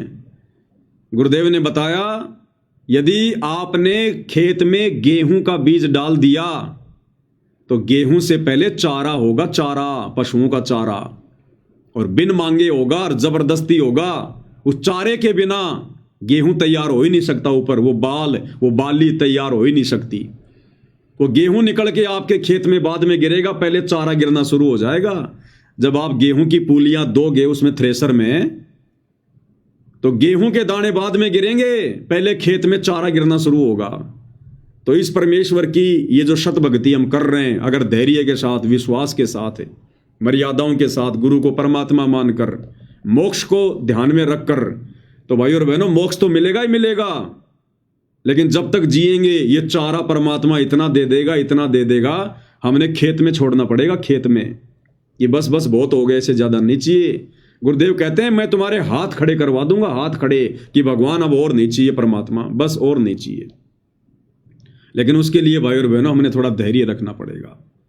और भक्ति और मर्यादा ये हमारे अस्त्र शस्त्र हैं, इनको हमने बहुत ही संभाल के, जो सैनिक होते हैं बॉर्डर पर,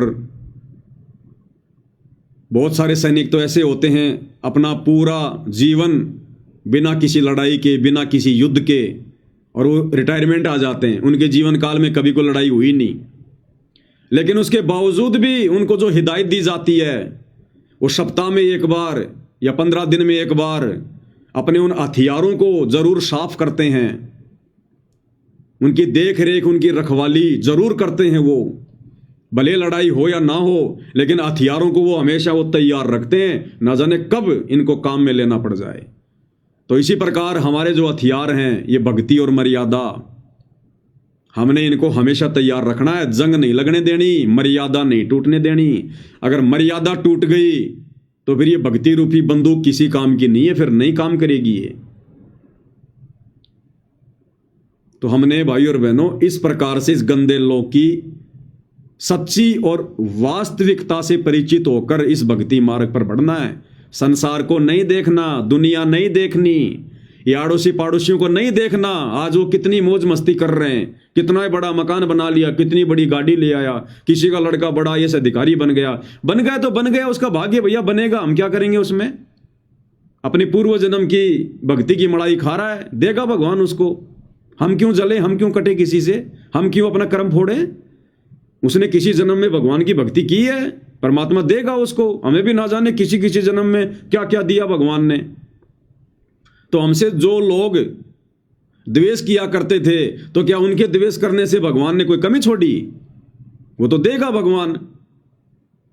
जिन हरि जैसा सुमरिया ताको तैसा लाभ, तो परमात्मा देगा उसको। तो साहेब हकना राक्षसी जब मांगो तब दे, सोया तो निष्फल गया जाग्या सो फल ले। तो इस कदर भाई और बहनों हमने इस सत्य भक्ति मार्ग पर एक एक कदम फूक फूक के रखना, फूक फूक के।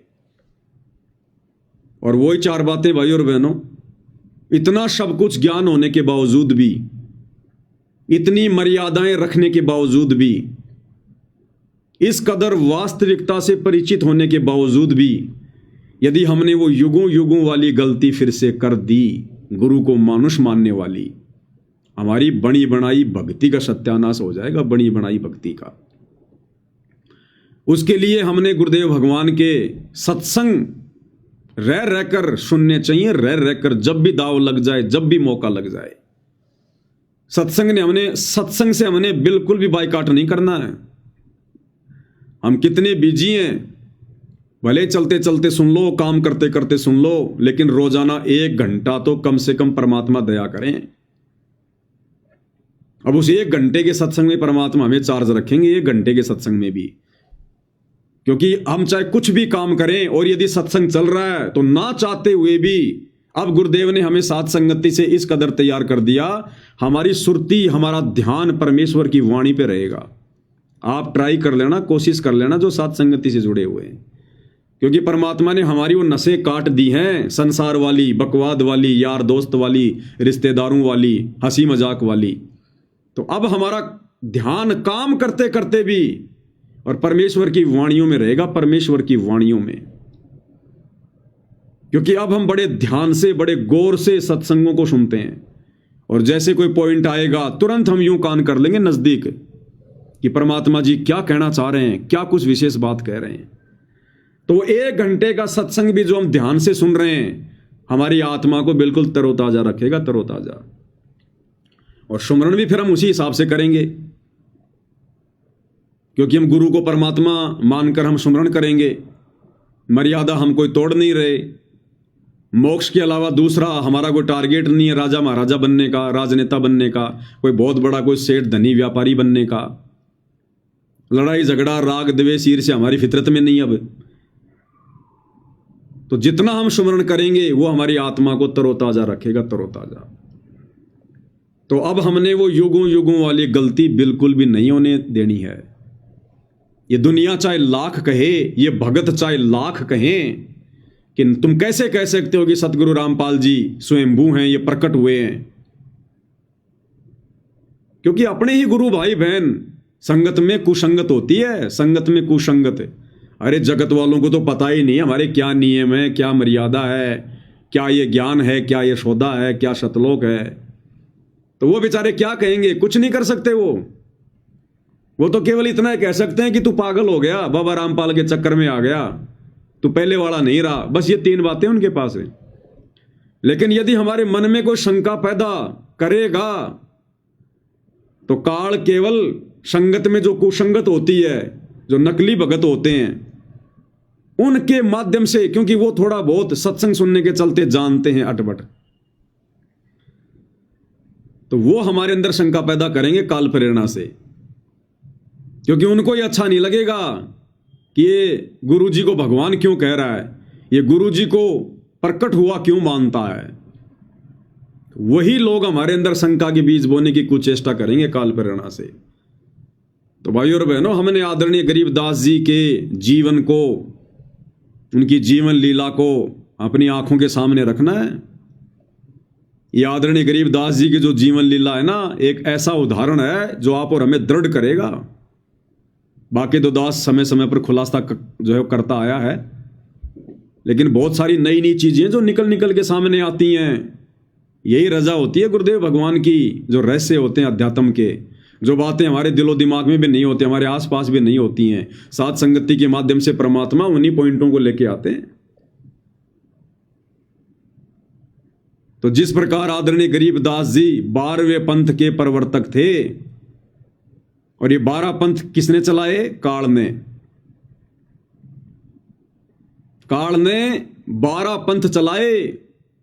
इसने परमात्मा से कहा था कि जाओ तुम अपना एक पंथ चलाओगे, मैं 12 पंथ चलाऊंगा तेरे कबीर नाम से। इसलिए तो गुरुदेव भगवान ने कहा कि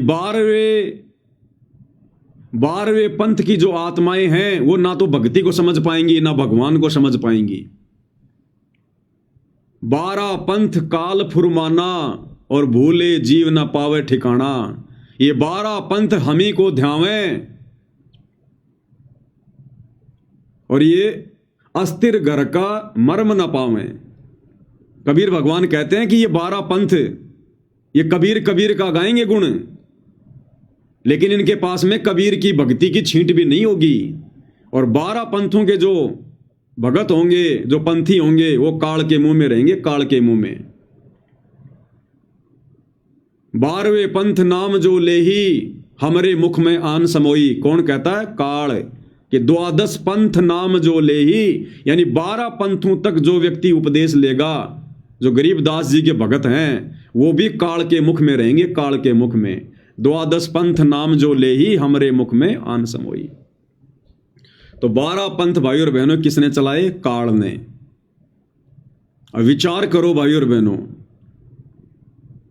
काल ने सबसे पहले जो पंथ चलाया, तो काल ने अपनी आत्मा भेजी होगी ना, क्योंकि पंथ काल चला रहा है, तो पंथ को चलाने वाला कौन भेजेगा? काल ही भेजेगा।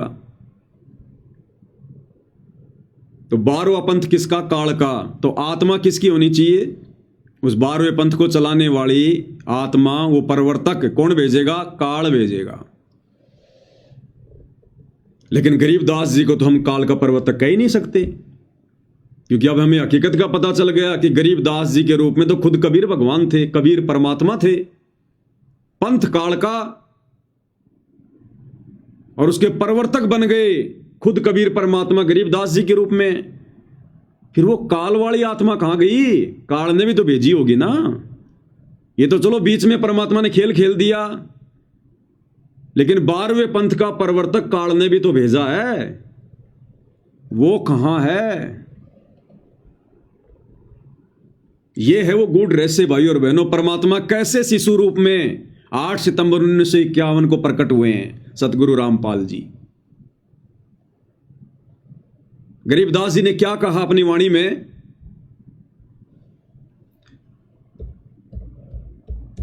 गरीबदास जी ने क्या कहा कि भाई ना तो कबीर जी मां से उत्पन्न हुए और ना हम मां के गर्भ में आए। इस पॉइंट को ध्यान रखना भाइयों और बहनों। सतगुरुदेव भगवान अपने मुख कमल से आदरणीय गरीबदास जी के विषय में बता रहे हैं, और क्या कह रहे हैं कि गरीबदास जी यहां कह रहे हैं कि ना तो कबीर जी मां से उत्पन्न हुए और भाई ना हम मां के गर्भ में आए। ध्यान से सुनिएगा। गरीबदास जी के कबीर साहब मां का पैदा नहीं हुए थे और ना हम गर्भ में आए भाई। शब्द स्वरूपी रूप हम। क्लियर? क्या कह रहे हैं परमात्मा गरीबदास जी के विषय में? कि गरीबदास जी कह रहे हैं कि ना तो कबीर साहिब मां से उत्पन्न हुए और भाई ना हम गर्भ में आए। तो गरीबदास जी अगर मां के गर्भ से उत्पन्न नहीं हुए, फिर कैसे उत्पन्न हुए? यही वो पॉइंट है जो हमें दृढ़ करेगा कि इसी विधि से वर्तमान में सतगुरु रामपाल जी, ये कबीर भगवान फिर से आए हैं। जिस विधि से गरीबदास जी आए हैं, किस विधि से आए हैं? 12वां पंथ काल का। आत्मा तो काल ने भेजनी थी और उसने भेजी भी। गरीबदास जी की जो मुंह बोली माता जी थी रानी देवी जी को जो गर्भ था 9 महीने, उस गर्भ में काल की आत्मा थी, काल की आत्मा। और उस आत्मा ने रानी देवी के गर्भ से जन्म भी लिया, उसने जन्म भी लिया। लेकिन समर्थ सतगुरुदेव भगवान ने स्वयं 12वें पंथ का प्रवर्तक बनना था, अपने ज्ञान का उजियारा करना था। तो जैसे ही रानी मां के गर्भ से वो काल के द्वारा भेजी गई 12वें पंथ को चलाने वाली आत्मा उत्पन्न हुई, गर्भ से बाहर आई, उस समय ये परमात्मा बेहोश कर देते हैं, निंद्रा में, गहरी निंद्रा में सुला देते हैं उस आत्मा को जो मां की भूमिका में होती है। और जो काल के द्वारा भेजी गई जो आत्मा आई थी, जो मां के गर्भ से वो जन्म लेकर, उसको परमेश्वर गौण कर देते हैं। ये तो सेकंडों का काम है भगवान का, चुटकियों का काम है परमात्मा को। उस आत्मा को परमात्मा गायब कर देते हैं। जैसे इब्राहिम सुल्तान जंगल में शिकार खेलने गया और पानी की भयंकर प्यास लग गई, हिरण के पीछे दौड़ लिया, मरने को हो गया। फिर उसने देखा कि एक बहुत सुंदर बाग है, बढ़िया तालाब में पानी है, एक बाबा जी है, 3 जो है कुत्ते लेके बैठा हुआ है। उसने आम अंगूर खाए, सेब संतरे खाए, पानी पिया, घोड़े को खिलाया पिलाया, बाबा जी से बात करी। अंत में जब बाबा जी ने कहा कि नालायक भक्ति कर ले, ये तेरे बाप दादा हैं ये कुत्ते, इनको खिलाऊंगा मैं हलवा, दे उनका साकड़ की।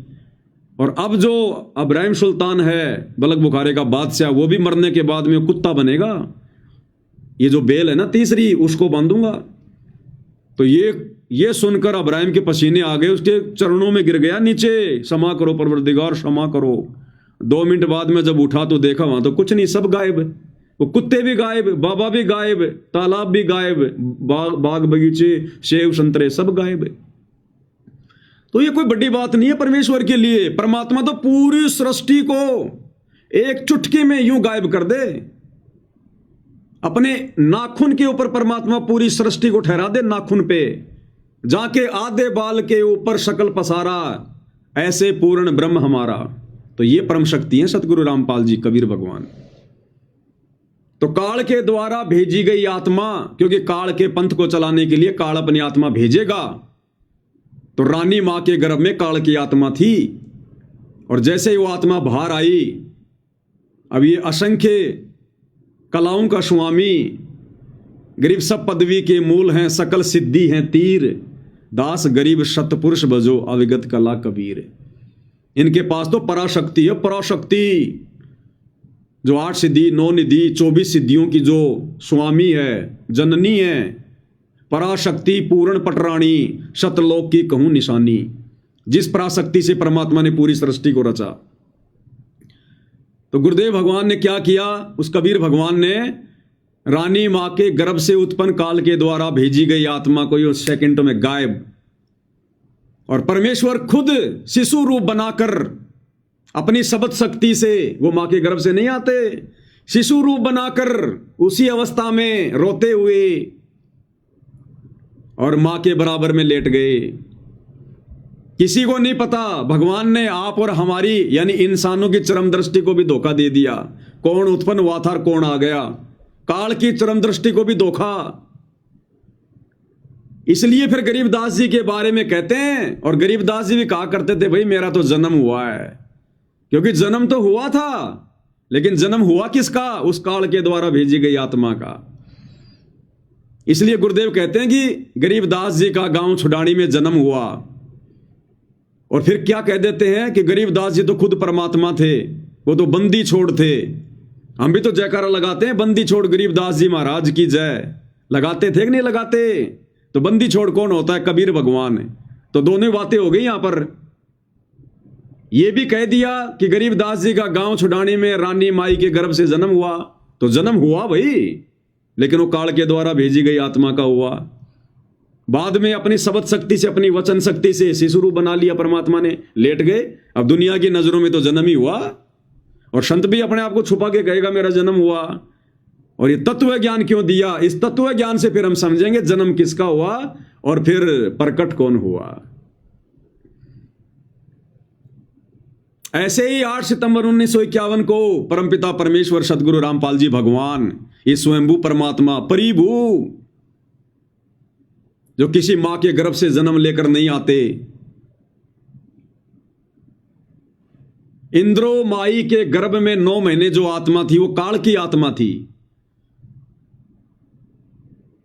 वो काल की आत्मा थी। संस्कारवश जिस आत्मा ने आना था उसके गर्भ से वो आत्मा थी, लेकिन परमेश्वर ने पिछली पीढ़ी में आना था, समय अपना निर्धारित किया हुआ था।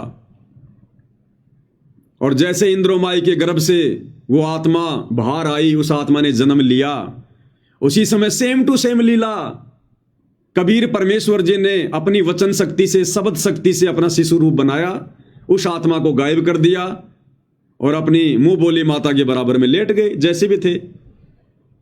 जन्म दिलाने वाली दाई को भी पता नहीं चलेगा कौन आ रहा है कौन जा रहा है, कौन सा बच्चा आया था और कौन सा बच्चा मेरे हाथ में आ गया। ये परमात्मा ऐसा ही खेल खेलता है। इसकी समर्थता को भाई और बहनों कोई जान नहीं सकता। नामा और रैदास रसीला कोई न जाने अवगत की लीला। उस दाई को भी नहीं पता चला होगा जिसने बच्चा पैदा करवाया होगा, क्योंकि उस समय तो जो दाई होती थी, गांव की जो बूढ़ी औरतें होती थी, जिनको थोड़ा बहुत बच्चे पैदा करवाने का अनुभव होता था, वही बच्चे पैदा करवाया करती थी, हॉस्पिटल में नहीं जाया करते थे। उसको दाई कहते थे जो बच्चा पैदा करवाती थी। उसको भी नहीं पता चला, उसकी आंखों के सामने परमात्मा चेंज हो गए, बदल गए, वचन शक्ति से अपना सेम टू सेम रूप बना लिया, उस काल की आत्मा को फुर गायब। कैसे? जिस प्रकार गुरुदेव ने बताया कि उनका एक भगत था जो 7 कोस ऊंचे पहाड़ पर रहा करता था। भक्ति के लिए जाते थे पहले ये पहाड़ों के ऊपर, ताकि हमें कोई डिस्टर्ब ना करे, शांति में एकांत में अपना भजन करें। इसलिए जाते थे पहाड़ों में, जंगलों में, गुफाओं में, और पीछे पीछे इनके भगवान भटकता रहता। फिर तो एक दिन वो बीमार पड़ गया और ऊपर एक तालाब था। अब वो बीमार पड़ गया और उसकी आदत थी हाथ मुंह वगैरह धो के अपनी जो भक्ति क्रिया वो किया करता था। इतना बीमार हो गया उससे खटिया से नीचे भी नहीं उतरा गया कि अब क्या करूं। नीचे तालाब पे आता था वो हाथ मुंह धोने, पहाड़ के नीचे वो तालाब पे आता था हाथ मुंह धोने के लिए, वहीं होगा कहीं आसपास थोड़ा बहुत। इतना बीमार हो गया उसकी उठने की भी हिम्मत नहीं हुई, और उसने मन ही मन में सोचा कि हे भगवान, आज तो मेरी भक्ति क्रिया अधूरी रहेगी। यानी उसने भक्ति के लिए उसने चिंता व्यक्त की, भक्ति के लिए, कि आज यदि मैंने हाथ मुंह नहीं धोया तो आज मैं भक्ति क्रिया, आज मैं वो कैसे करूंगा, शुद्धता कहां रहेगी। उसकी इस चिंता को देखकर परमात्मा ने पूरी पृथ्वी पर इतनी भयंकर बारिश कर दी, इतनी भयंकर बारिश करी, पूरी सृष्टि को डुबो दिया भगवान ने। चाहते तो परमात्मा एक कटोरा जल का उसके पास रख देते, लेकिन समर्थ अपनी समर्थता को दिखाता है। परमेश्वर ने पूरी पृथ्वी पर भयंकर मूसलाधार बारिश कर दी, पूरी पृथ्वी डूब गई, खेत खलिहान मकान सब, जीव जंतु पशु पक्षी स्त्री पुरुष सब डूब गए, पूरी सृष्टि नष्ट कर दी भगवान ने। और धीरे धीरे बरसात इतनी भयंकर हुई, कहीं बादल फट रहे हैं, कहीं बाढ़ आ रही है भयंकर। 7 कोस ऊंचे पहाड़ पर पानी चढ़ गया, और जब उसने देखा नीचे की तरफ, ये भगवान, पूरी सृष्टि डुबो दी आपने मेरे लिए। अपने आप को कोस रहा है कि हे परवरदिगार, मैं तो बड़ा पाप का भागी बन गया, मुझ नीच के कारण आपने ये लीला की। और उसने मुंह धोया, और अगले क्षण जैसे उसने मुंह धो लिया और भगवान से उसने ये प्रार्थना की कि परमात्मा, मैं तो असंख्य जन्मों तक पाप का भागी बन जाऊंगा, मेरे कारण आपने पूरी सृष्टि को डुबो दिया। तुरंत परमात्मा ने ऐसा कर दिया कि जैसे बरसात हुई ही नहीं। जो व्यक्ति खेत में काम कर रहे थे, खेत में काम कर रहे हैं। जो व्यक्ति अपने किसी ऑफिस में काम कर रहा था, कोई लिखा पढ़ी का काम कर रहा था, पेन और उस कागज से, वो लिखा पढ़ी का काम कर रहा, उनको पता भी नहीं क्या हो गया।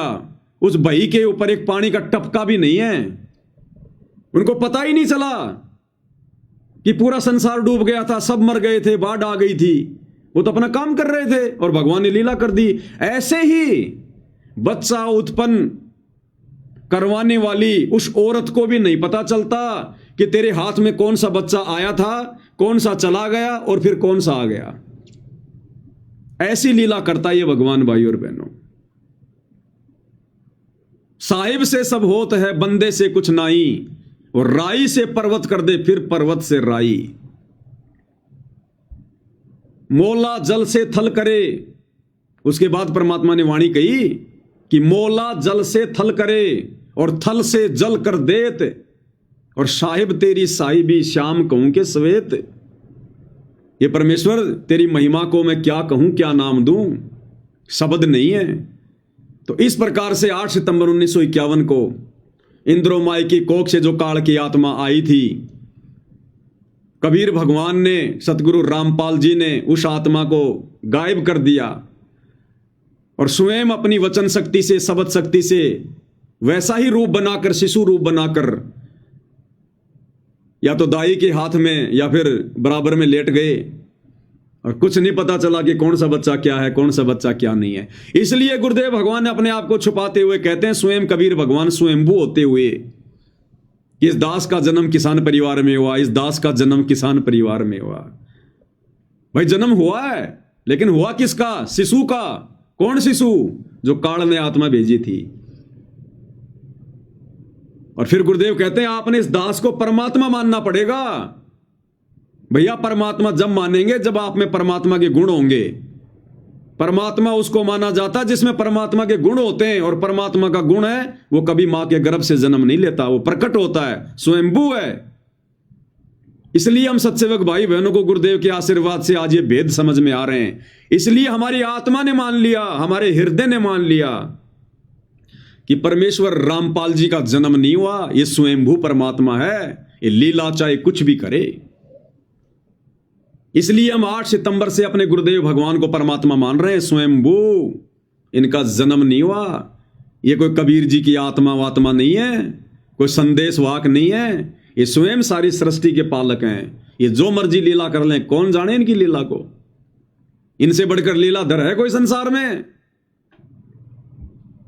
तो ऐसे परमेश्वर खेल खेलते हैं भाई और बहनों। इसलिए हम भगत भाई बहनों ने, चाहे हमारे खुद के भगत भाई बहन कितना क्यों ना चीखें, कितना क्यों ना चिल्लाएं, हमने 650 साल पहले वाली गलती नहीं करनी है।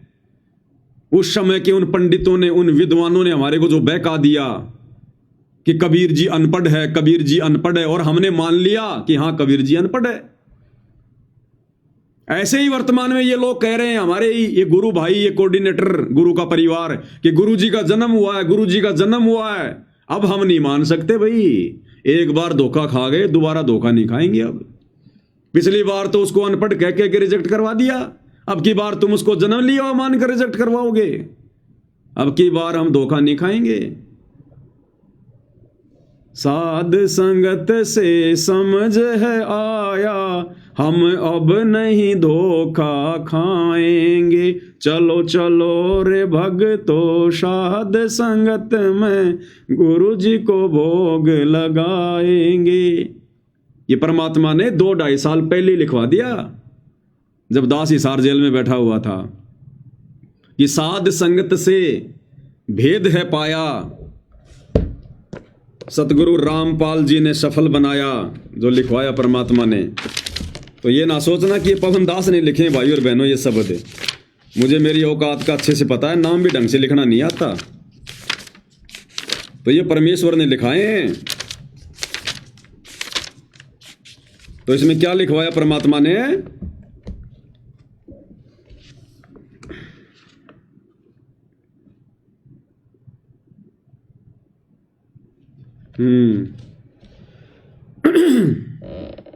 चलो शब्द ही गा लेते परमात्मा का, फिर लास्ट में जो पॉइंट आएगा इसी विषय पर कि परमात्मा ने जन्म नहीं लिया है। बंदी छोड़ सतगुरु रामपाल जी परमेश्वर जी की जय हो। चलो चलो रे भगतो, साध संगत में गुरु जी को भोग लगाएंगे। चलो चलो रे भगतो, साध संगत में गुरु जी को भोग लगाएंगे, गुरु जी को भोग लगाएंगे, बंदी छोड़ को खूब रिझाएंगे, गुरु जी को भोग लगाएंगे, बंदी छोड़ को खूब रिझाएंगे। चलो चलो रे भगतो साध संगत में गुरु जी को भोग लगाएंगे। साध संगत में हंस है आते, सतगुरु को वो दिल से चाहते, साध संगत में हंस है आते, सतगुरु को वो दिल से चाहते, गुरु ज्ञान की चर्चा करके जीवन सफल बनाएंगे। हाँ, गुरु ज्ञान की चर्चा करके जीवन सफल बनाएंगे। चलो चलो रे भगतो साध संगत में गुरु जी को भोग लगाएंगे। साध संगत में हंस हैं आते। हंस कौन होते हैं? जो नीर खीर का निबेरा करते हैं, जो देखा देखी में नहीं चलते, आंखों पे काली पट्टी बांध के नहीं चलते, सुनी सुनाई बातों पे विश्वास नहीं करते, किसी के मनमाने आचरण का शिकार नहीं होते, जो ज्ञान को आधार बनाकर डिसीजन लेते हैं, वो होते हैं हंस। तो साध संगति में कौन आते हैं? वही आएंगे जो हंस आत्मा होंगी, क्योंकि साध संगतियां परमात्मा शुरू करवाते हैं और परमात्मा भीड़ को नहीं जोड़ते साध संगत में। तो साध संगत में हंस हैं आते, सतगुरु को वो दिल से चाहते, जो केवल अपने सतगुरु को ही परमात्मा मानते हैं, दिल से चाहते हैं, जो फॉर्मेलिटी नहीं करते, जिनके दिल में कोई दगा नहीं होता। और क्या करते हैं फिर साध संगत में आके? राजनीति की चर्चा नहीं करते, बसों में बैठकर राजनेताओं की रैलियों में धक्के खाने नहीं जाते, गुंडों की सीबीआई जांच के समर्थन में नहीं जाते, गुरु ज्ञान की चर्चा करके जीवन सफल बनाएंगे। तो साध संगति में वही हो रहा है, गुरु ज्ञान की चर्चा होती है, ज्ञान आधारित चर्चा होती है, और अपना जीवन सफल बनाने की दिशा में आगे बढ़ते हैं भाई बहन। हलवा राम का भोग लगाते, साहिब से फिर विनती करते, हलवा राम का भोग लगाते, साहिब से फिर विनती करते, तीन ताप का कष्ट वो हरते, कृपा अपनी बरसाएंगे। हाँ, तीन ताप का कष्ट वो हरते, कृपा अपनी बरसाएंगे। चलो चलो रे भगतो साध संगत में गुरु जी को भोग लगाएंगे। क्या लिखवाया मालिक ने? हलवा राम का भोग लगाते, क्योंकि परमेश्वर को हलवा राम बहुत पसंद है। हलवा राम। और गीता अध्याय 3 श्लोक 13 के अनुसार परमात्मा को भोग लगाए बिना जो अन्न पकाते हो तो पाप खाते हैं। तो क्या होता है साध संगति में? भंडारे के साथ साथ हलवा राम का भोग लगाते, साहिब से फिर विनती करते, हम विनती करते जी, गुरु जी थारे आगे, साहिब थारे आगे। विनती करते कि नहीं करते? और दूसरी विनती अपने आत्म कल्याण की, हे गुरुदेव हम नीचों पर दया करना परमात्मा, सद्बुद्धि दिए रखना मालिक, मर्यादाओं में रखना परमात्मा, इस काललोक में हमारी भक्ति में कोई भूल ना पड़े मालिक, कोई मर्यादा खंडित ना हो। ए मालिक मैं 2 कोटि का जीव, जड़ बुद्धि प्राणी परमात्मा, मंद बुद्धि प्राणी, आपका नादान बच्चा, अज्ञानी बालक हूं परमात्मा, आप ही संभाल के रखोगे। मेरी समझ, मेरा ज्ञान किसी काम का नहीं है परमात्मा, जब तक आप मेरा मार्गदर्शन ना करो। तो ऐसी ऐसी विनती हम गुरुदेव भगवान के चरणों में बैठकर करते हैं। तो हलवा राम का भोग लगाते, साहिब से फिर विनती करते। साहिब कौन? हमने दाढ़ी मूछ वाले साहिब को तो हटा ही दिया। अब साहिब कौन है हमारा? सतगुरु रामपाल जी, अपने गुरुदेव को हम साहिब कह रहे हैं। और 3 ताप का कष्ट वो हरते, कृपा अपनी बरसाएंगे। और फिर अपनी प्यारी आत्माओं के तीनों ताप के कष्टों को, दैहिक, दैविक और आध्यात्मिक, ये 3 प्रकार के होते हैं कष्ट, इनको परमात्मा नष्ट कर देता है जब हम उनको भोग लगाते हैं। 3 ताप का कष्ट वो हरते, कृपा अपनी बरसाएंगे। और भोग की वाणी में क्या कहते हैं परमात्मा? जिन भगतों का ये भोग लग जावे, जिन भगतों का ये भोग लग जावे, उनके तीनों ताप नशावे, उनके तीनों ताप नशावे, करोड़ तीर्थ का फल वो पावे, करोड़ तीर्थ का फल वो पावे, लाभ ये सतगुरु की वाणी का, कोई जगह पुरब लाभाग, सफल हुआ दिन जिंदगानी का। तो क्या लिखवाया परमात्मा ने? तीन ताप का कष्ट वो हरते और कृपा अपनी बरसाएंगे। चलो चलो रे भक्तों, साध संगत में गुरु जी को भोग लगाएंगे। साध संगत से मर्म है पाया, गुरु गोविंद का भेद मिटाया, साध संगत से मर्म है पाया, गुरु गोविंद का भेद मिटाया। 8 सितंबर पर कट वो हाया, हम सतगुरु दिवस मनाएंगे। हाँ, 8 सितंबर पर कट हो आया, हम सतगुरु दिवस मनाएंगे। चलो चलो रे भगतो, साध संगत में गुरु जी को भोग लगाएंगे। साध संगत से मर्म है पाया और गुरु गोविंद का भेद मिटाया। तो गुरुदेव भगवान ने साध संगतियां शुरू करवा कर ही तो इस गूढ़ रहस्य से हमें परिचित करवाया।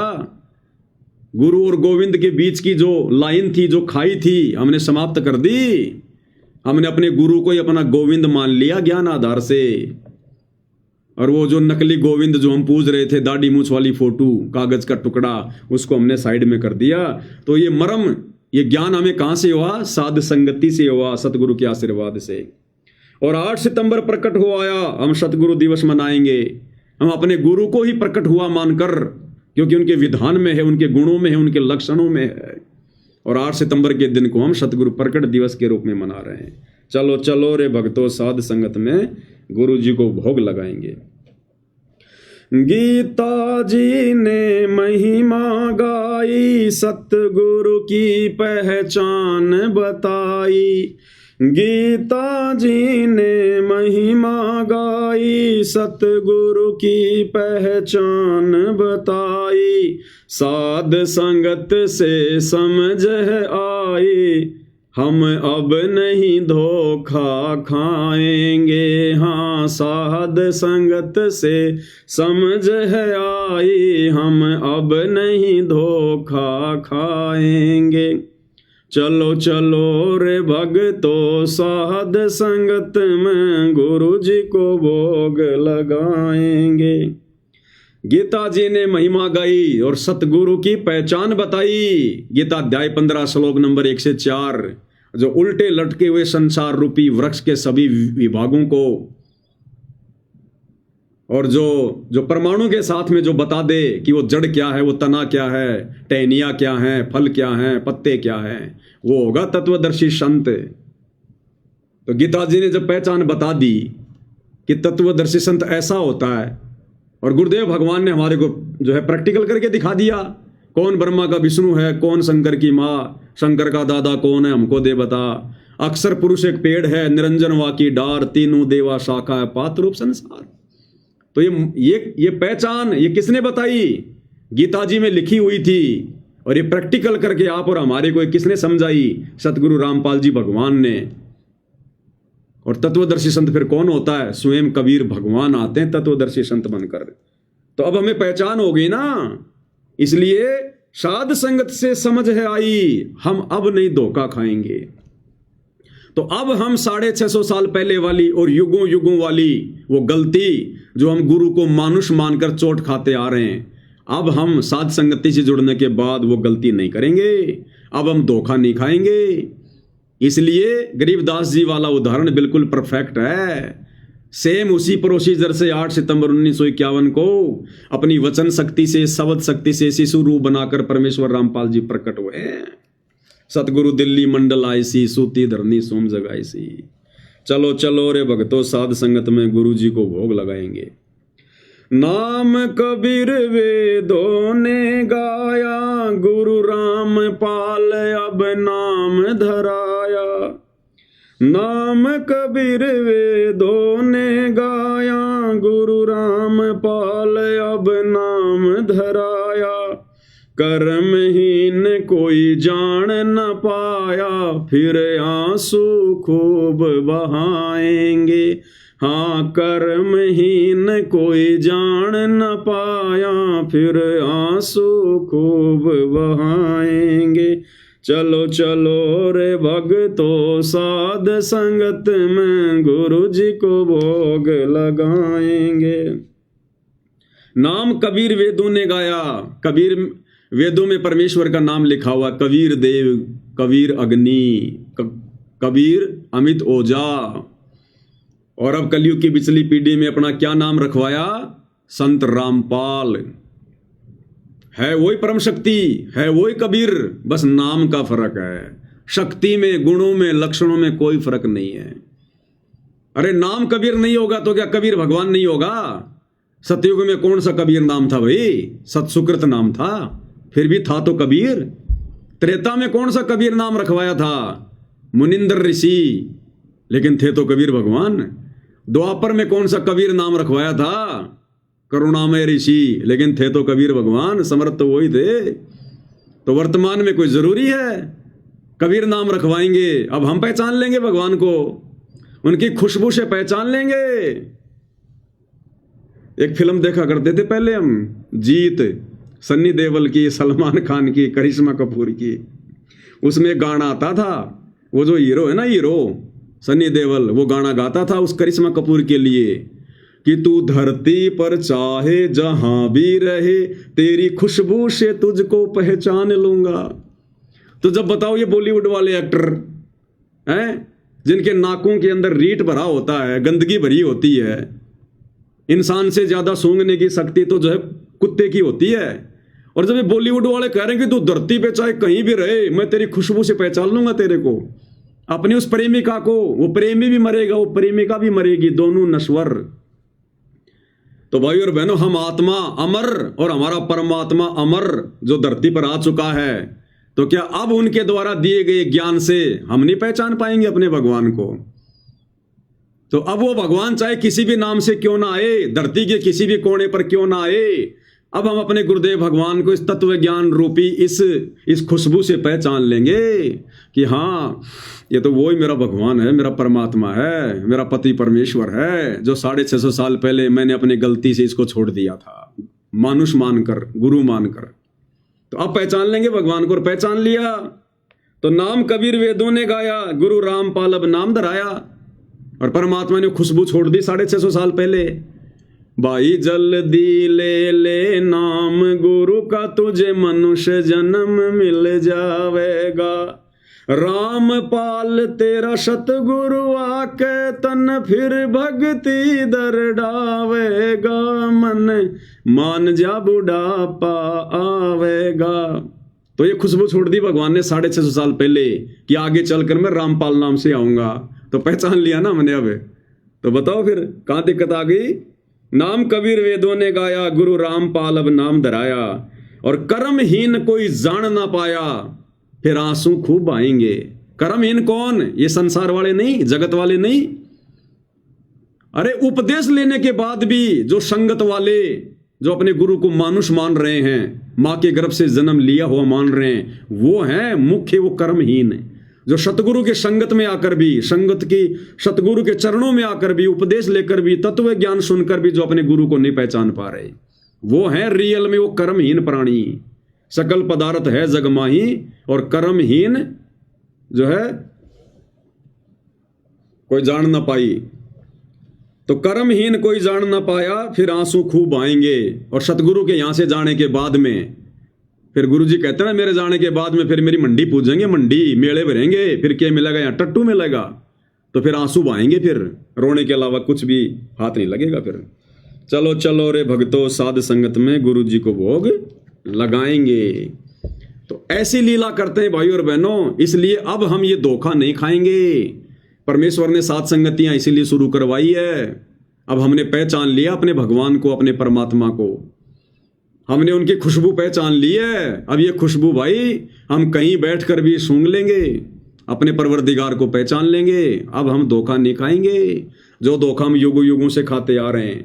तो संगत वाले चाहे कितना जोर लगा लो, जगत वाले चाहे कितना जोर लगा लो, ये सूक्ष्म रूप में काल भगवान आके कितना जोर लगा लो, अपने एजेंटों से कितना जोर लगवा लो, कितना डराओ, कितना धमकाओ, कितना मार पिटाई करो, कुछ भी करो, जब हमारा भगवान गुरु रूप में आकर और हम नीचों को दुनिया भर की मार खा खाकर जेल में बैठ बैठ कर यातना सहन कर करके भी नहीं भूल रहा, हमारे आत्म कल्याण के लिए दिन रात वो चिंतित है, तो हम नीचों का तो सबसे बड़ा स्वार्थ है आत्म कल्याण का। फिर हम छोटे मोटे दुखों में इन कष्टों को इनको प्राप्त करके हम अपने भगवान को कैसे भूल जाएंगे, हम कैसे छोड़ देंगे उनको? कतई नहीं छोड़ सकते। अब ये फाइनल गेम है, फाइनल गेम, ये मौका फिर बार बार नहीं मिलेगा, बार बार। तो भाई और बहनों, परमेश्वर की महिमा तो बहुत अथाह है। सात समुद्र की मसी करूं, लेखनी करूं बन राय, धरती का कागज करूं, गुरगुण लिखा न जाए। लेकिन आप और हम दो कोटि के जीव हैं भाई और बहनों। परमेश्वर की महिमा के साथ साथ भक्ति भी बहुत ज़्यादा मायने रखेगी, क्योंकि जब तक दिन में कम से कम 2 घंटे सुमरण नहीं होंगे, कम से कम 1 घंटे सतनाम का या 1.5 घंटे सतनाम का और आधा घंटा प्रथम नाम का और तीनों समय की आरतियाँ, जब तक ये हमारी भक्ति वाली खुराक भी हम बराबर नहीं खाएंगे, तो ये अकेला ज्ञान और समझ भी ज़्यादा लंबा नहीं चल पाएगी। इसलिए हमने भक्ति को बराबर रखना है, तभी हमारी बात बनेगी। तो सुमरण और भक्ति भी बहुत ज़रूरी है, हमारी मर्यादा भी बहुत ज़रूरी है। परमात्मा कहते हैं गाड़ी के चारों टायर जब तक ओके नहीं होंगे, गाड़ी चाहे 1 करोड़ की है, वो ढंग से नहीं चलेगी। चारों टायर बिल्कुल ओके होने चाहिए। टायर की कीमत ज़्यादा नहीं होती गाड़ी की तुलना में। टायर तो कोई 20-25 हज़ार का होता होगा और गाड़ी 1 करोड़ की। अगर वो एक टायर अगर पंचर है, वो 1 करोड़ की गाड़ी भी यूं चलेगी सांप की तरह, मंजिल पर नहीं पहुंचाएगी। तो इसी प्रकार मान लो हमने महिमा कर ली और भक्ति हमारी बनी नहीं, मर्यादा हमने तोड़ दी, सुमरण पूरा हमारा हुआ नहीं, तो भी हमारी भक्ति रूपी गाड़ी सांप की तरह चलेगी, टेढ़ी मेढ़ी। इसलिए हमने चारों टायरों को बिल्कुल ओके रखना है। महिमा भी हमने बराबर करनी है, मर्यादा भी बराबर रखनी है, सुमरण भी बराबर करना है, आरती भी बराबर करनी है, 5 यज्ञ भी हमने बराबर करने हैं। नेक नीति ईमानदारी से बिल्कुल और धैर्य के साथ में भक्ति मार्ग पर अपने गुरुदेव भगवान को अपना परम सहारा मानकर, रूठो जग सारा रूठे ना परमेश्वर हमारा, इन्हीं का है परम सहारा। तो पूज्य गुरुदेव भगवान के आशीर्वाद से सतगुरु महिमा में आज केवल इतना ही। कल परमेश्वर फिर मौका देंगे, फिर उनकी खिदमत में हाजिर होंगे। तब तक गुरुदेव भगवान हम सभी भाई बहनों को सद्बुद्धि दे, मार्गदर्शन करे, आशीर्वाद दे। बंदी छोड़ सतगुरु रामपाल जी परमेश्वर जी की जय हो।